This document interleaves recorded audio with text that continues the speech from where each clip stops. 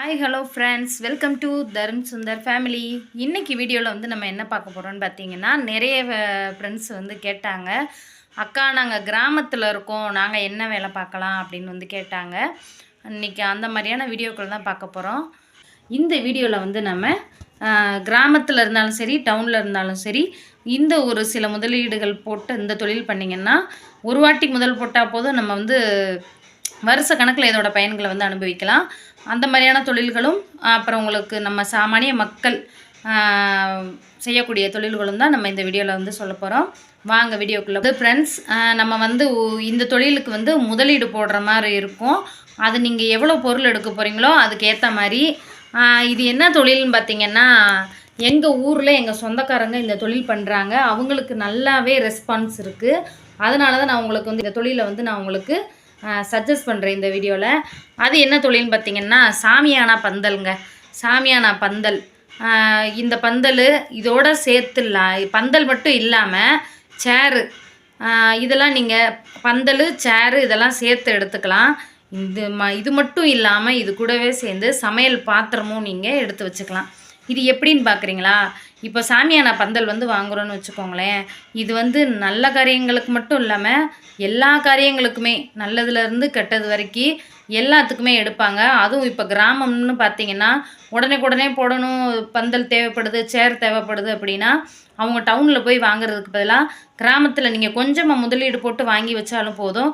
ஒரு விசேஷம்னாலுமே திடீர்னு ஒரு பாத்திரம் வேணும்னா உங்கள்கிட்ட வாடகைக்கு எடுத்துக்கிடுவாங்க. இதை நீங்கள் ஒரு வாட்டி தான் முதல் போட போகிறீங்க. வருஷம் முழுக்க நீங்கள் இதோட பயனை வந்து அனுபவிக்கலாம். கொஞ்சம் முதல் அதிகமாக தான் இருக்கும்.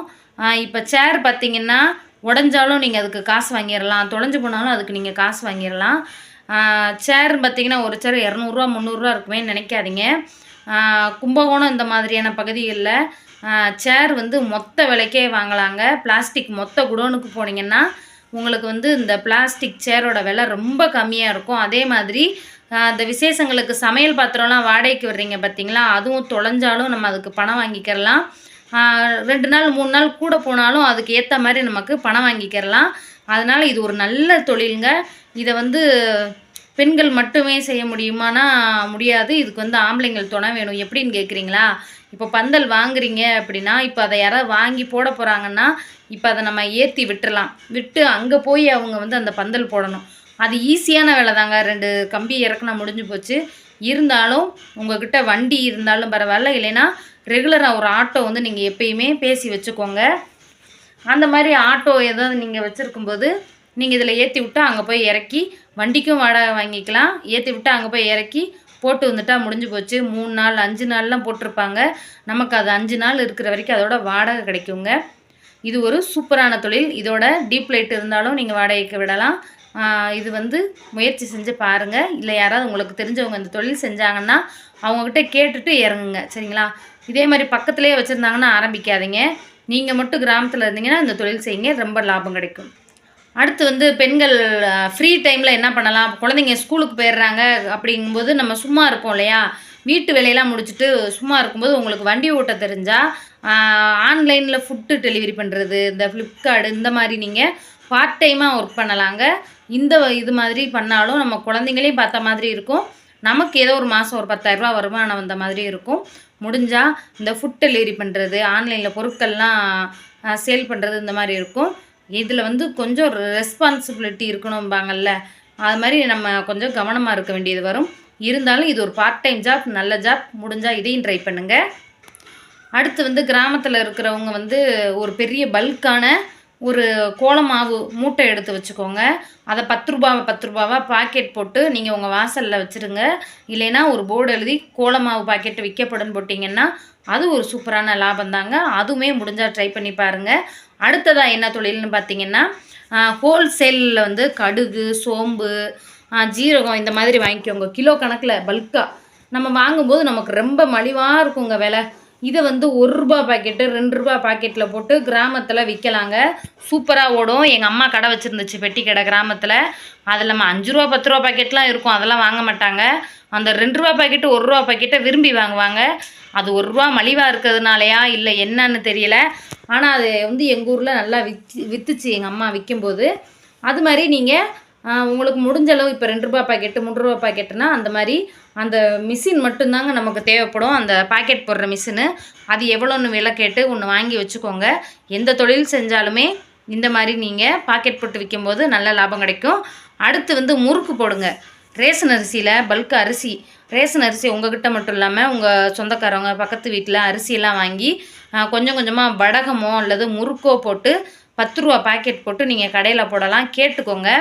அப்புறம் வந்து கறி வடகம்னு சொல்லுவாங்கள்ல, கறி வடகம், பல்லாரி வெங்காயம் விலை கம்மியாக இருக்கும்போது ஒரு மூடை பல்லாரி, அது கூட சில பொருட்கள்லாம் போடுவாங்க. யூடியூப்பில் போய் கறி வடகம் செய்வது எப்படின்னு போட்டு பாருங்கள், வரும். அதுவுமே ரொம்ப சூப்பரான தொழிலுங்க. இது வந்து நம்ம சாம்பாரை தவிர்த்து எல்லா குழம்புக்குமே தாளிக்கப்படலாம். சூப்பராக இருக்கும். மீன் குழம்புக்கெலாம் அட்டகாசமாக இருக்கும். அந்த கறி வடகம் வந்து ட்ரை பண்ணி பாருங்கள். முடிஞ்சால் அதே பாக்கெட்டு போட்டு விற்று பாருங்கள். அதே மாதிரி வடகம், முறுக்கு இதெல்லாம் 5 ரூபா 10 ரூபா பாக்கெட் போட்டு விற்கலாம். அப்புறம் வந்து மார்க்கெட்டில் எந்த காய், பச்சை மிளகாலாம் சீப்பாக 10 ரூபா 20 ரூபாய்க்கு விற்கும்போது அதை வந்து ஒரு பல்காக வாங்கிக்கோங்க. 10-20 கிலோ வாங்கி நல்லா மோரோடு சேர்த்து உப்பு போட்டு கலந்து வெயிலில் காய போட்டுருங்க. இப்போ நான் சொல்கிறதெல்லாம் கிராமத்தில் உள்ளவங்களுக்கு. இந்த மாதிரி நீங்கள் வந்து பல்காக அந்த உப்பு போட்டு மோர் போட்டு வெயிலில் காய வச்சு மோர் மிளகா பாக்கெட் போட்டு 4-5 மிளகா தான் இருக்கும். அந்த பாக்கெட் 5 ரூபா. நம்ம வாங்குகிற மிளகா 1 கிலோ மிளகா 10 ரூபாய்க்கு வாங்கி நீட்ட மிளகாவாக இருந்தாலும் சரி, குண்டு மிளகா குட்டி மிளகாயாக இருந்தாலும் சரி, நம்ம வாங்கும்போது 10 ரூபாய்க்கு தான் வாங்க போகிறோம் கிலோ. ஏன்னா நம்ம எந்த காய் விலை கம்மியாக இருக்கோ அப்போ தான் நம்ம வாங்க போகிறோம். இப்போ அது ரொம்ப விலை கம்மியாக இருக்கும்போது கிலோ 10 ரூபாய்க்கெல்லாம் விற்கும், சீச்சின்னு கிடக்கும் மிளகா. அது எந்த மிளகா விலை கம்மியாக இருந்தாலும் சரி வாங்கி காய போட்டு 5 ரூபாய்க்கு 4-5 தான் இருக்கும். பாக்கெட் போட்டு கடைக்கு போடுங்க. சூப்பராக லாபமாக இருக்கும். உங்களுக்கு ஒரு கைத்தொழில் கிடைச்ச மாதிரி இருக்கும். இதையும் ட்ரை பண்ணி பாருங்கள். அப்புறம் வந்து ஒரு சிஸ்டர் சொன்னாங்க, டெய்லரிங்கில் எனக்கு காசு தரமாட்டிக்கிறாங்க சரியா அப்படின்னு. நம்ம பேசக்கூடிய திறமை இருந்தால் எங்கே வேணால் எப்படி வேணால் ஒரு வாட்டி அரட்டு போட்டு பாருங்கள், நம்ம காசு தன்னால் வருங்க. அப்புறம் வந்து கிராமத்தில் உள்ளவங்க வந்து இப்போ வந்து நல்ல வெயில் காலந்தாங்க. இப்போ வந்து ரஸ்னாவும் லெமன் ஜூஸ் இந்த மாதிரி நீங்களே பாக்கெட் போட்டு கடைக்கு கொடுங்க உங்கள் கிராமத்தில். அவங்களுக்கு வந்து டவுனில் உள்ளவங்க தான் வந்து கொடுக்கணும். அதே மாதிரி நீங்களே செஞ்சு கொடுத்தீங்கன்னா உங்களுக்கு லாபம். ஏற்கனவே நாம் அந்த பேக்கிங் பண்ணுற மிஷின் வாங்கி வச்சுருக்கோம் இல்லையா, இப்போ நம்ம ரசனா போட்டு பாக்கெட் போட்டு கடையில் கொடுத்தோம்னா நமக்கு ரொம்ப லாபங்க. கொஞ்சம் நீங்களும் வீட்லேயே வச்சு விற்கலாம், கடையிலையும் கொடுக்கலாம். நீங்கள் வீட்லேயுமே ரசனா விற்கப்படுன்னு போட்டிங்கன்னா சின்ன பிள்ளைக்கு பூராமே வந்து வாங்குவாங்க. இது ஒரு நல்ல தொழில். ட்ரை பண்ணி பாருங்கள். இல்லை எனக்கு தைக்கவே தெரியாதுனாலும் பரவாயில்லைங்க, எனக்கும் தைக்க தெரியாது. இனிமேல் தான் பழகலான்னு இருக்கேன். தைக்கவே தெரியலைனாலும் யாராவது உங்கள் ஊரில் ஃபேமஸான டெய்லர் இருப்பாங்க பார்த்தீங்களா, அவங்களுக்கு வந்து கொக்கி கட்டி கொடுக்கறதுக்குலாம் ஆள் இல்லாமல் ரொம்ப கஷ்டப்படுவாங்க. கொக்கி கட்டி கொடுக்கறது, பட்டன் வைக்கிறது இந்த மாதிரி கேட்டு பாருங்கள். ஒரு பீஸுக்கு இவ்வளோன்னு சொல்லி கொடுப்பாங்க. அவங்கக்கிட்ட நிறைய ஸ்டாக் இருக்கும். அவங்களுக்கு வந்து வாடிக்கையாளர் அதிகமாக இருக்கிறதுனால அவங்கள நெருக்குவாங்க. எனக்கு சீக்கிரம் வேணும், உடனே வேணுங்கிற மாதிரி கேட்பாங்க. அப்படி கேட்கும்போது அவங்களுக்கு பெண்டிங் இருக்கிறதுல கொக்கி வைக்கிறதுக்குலாம் அவங்களுக்கு டைம் இருக்காது. அப்படி நீங்கள் கேட்டு பாருங்கள், அவங்களும் கொடுப்பாங்க. அதிலே லேஸ் வச்சு தைக்கிறது இந்த மாதிரி, அது ஊசியில் கையால் செய்யக்கூடிய ஆரி ஒர்க்கு இதெல்லாம் நீங்கள் கேட்டு பாருங்கள். இதுலேயுமே நல்ல லாபம் கிடைக்கும். தெரியலனாலும் கற்றுக்கலாம். யூடியூப் எதுக்கு இருக்குது, யூடியூப் பகவான் இருக்கார். உங்களுக்கு என்ன டவுட்டோ யூடியூப்பில் சர்ச் பண்ணுங்கள், வரும், கற்றுக்கலாம். இன்னொன்றுங்க, நான் எந்த வீடியோலையுமே சொல்லாத ஒரு தொழிலை வந்து நான் சொல்ல போகிறேன். கவனமாக கேளுங்க. நான் வந்து இதில் வந்து ஒரு 2-3 நாளைக்கு ஒரு வாட்டி 100 ரூபா சம்பாரிச்சிருவேங்க. முதலீடே தேவையில்லை. அப்படி தொழில். என்ன தொழில்னு கேட்குறீங்களா? ஆமாங்க, நான் வந்து வீட்டில் 2 முருங்கை மரம் வச்சுருந்தேன். இப்போ ஒரு காரணத்தினால அதை வெட்டிட்டேன். அப்போ நான் 2 முருங்கை மரம் வச்சுருக்கும்போது எனக்கு மரம் ஃபுல்லாக காய்க்கும். அந்த காயை நான் வாரத்தில் ஒரு 3-4 வாட்டியாவது 100 ரூபா 150 ரூபா. இப்போல்லாம் முருங்கைக்காய் சீசனே கிடையாது. இப்போ விலை அதிகம். நான் மரத்தை ஏன் வெட்டினேன்னு வருத்தப்படுறேன். உங்கள் வீட்டில் முருங்கை மரம் இருந்தால் அதில் 20 முருங்கைக்காய் 30 முருங்கைக்காய் கட்டு போட்டு கடையில் கொண்டு போய் விற்றுருங்க.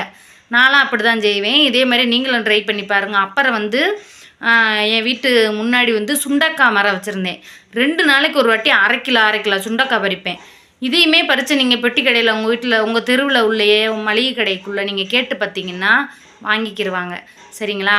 இது இல்லை நம்ம போய் கொடுக்க முடியாதுன்னு பார்த்தீங்கன்னா, நீங்கள் இருக்கிறது தெருவாக இருந்துச்சுன்னா தட்டில் வச்சு வெளியில் வச்சுருங்க, வாங்கிக்கிடுவாங்க. முருங்கைக்காய் நல்லா தண்ணி தெளித்து, சுண்டைக்காயும் நல்லா தண்ணி தெளித்து அப்படியே கவர் மேலே வச்சு ஒரு பை தட்டு மேலே வச்சுட்டிங்கன்னா வேணும்னா வாங்கிக்கிடுவாங்க. இது டவுன்னால் அப்படித்தான் ரோட்டில் எல்லார் வீட்டு வாசல்லையும் என்னென்ன விளையுதோ வச்சுருப்பாங்க. நீங்கள் பக்கத்துலேயே மளிகை கடை இருந்துச்சுன்னா போய் கொடுக்கலாம். இல்லை உங்கள் வீட்டில் என்ன மரம் இருந்தாலும் அதை நீங்கள் வந்து கடையில் பக்கத்தில் உள்ள கடையில் கொடுத்துருங்க. சரிங்களா? அதில் உள்ள விளையிற பொருளை கொடுத்தீங்கன்னா நல்ல லாபம் வரும். முயற்சி செஞ்சு பாருங்கள். உங்கள் வீட்டில் என்ன காய் விளையுதோ அதை நீங்கள் கொண்டு போய் கொடுங்க. சரிங்களா? அவ்வளோதான் ஃப்ரெண்ட்ஸ். இன்றைக்கி வீடியோவில் நம்ம நிறைய பார்த்துருப்போம். இதே மாதிரி இன்னொரு வீடியோவில் முக்கியமான தகவல்களோடு சந்திப்போம். உங்களுக்கு வேறு ஏதாவது தொழில் தெரிஞ்சாலும் கமெண்ட்டில் சொல்லுங்கள். இல்லை ஏதாவது டவுட் இருந்தாலும் கேளுங்க.